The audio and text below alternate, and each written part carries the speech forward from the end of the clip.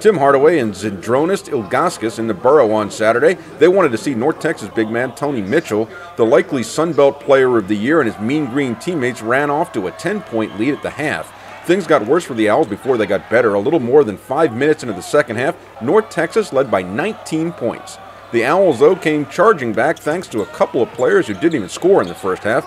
Ray Taylor scored 23 points after halftime. That total helped him surpass the 1,000-point mark for his career. He's the 9th Owl to achieve that milestone. Pablo Bertoni had a big second half also. His jumper brought the Owls within 4 with a little more than a minute remaining. Less than a minute remaining, Bertoni's three-pointer to tie doesn't go. Corey White chases down the rebound. He sent it back to Bertoni, who kicked it out to Taylor for another three. No. This time Maven got the board, sent it back to Alex Tucker. That one goes. The Borough erupts that sent the game into overtime. Taylor kept his roll going in the extra minutes. This shot actually gave FAU its first lead of the game. And how about Corey White? He came off the bench to tie Ray Taylor with 23 points. He also grabbed 9 rebounds. Still, North Texas had 3 shots to win the game in the final seconds of overtime.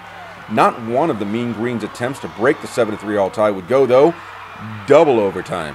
Ray Taylor's alley-oop to White gave the Owls a lead they would not relinquish. FAU led by as many as 5 on 3 separate occasions in the double overtime period and made enough free throws down the stretch to put the Mean Green away. FAU comes back from a 19-point deficit to defeat North Texas 86-81 in double overtime, and yeah, that'll earn you a hug from the president.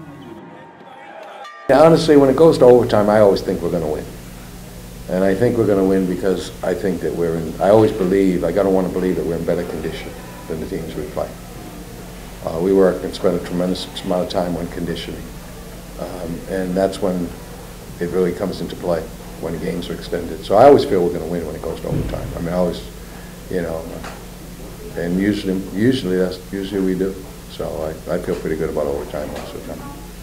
And especially if you're at home, you know, and the other team, like in this case, they were up big, and and for us to get it into overtime, that really deflates them a little bit. So each overtime that it goes into, I felt it was more to our advantage. Bringing the story to OwlAccess.com, I'm Chuck King.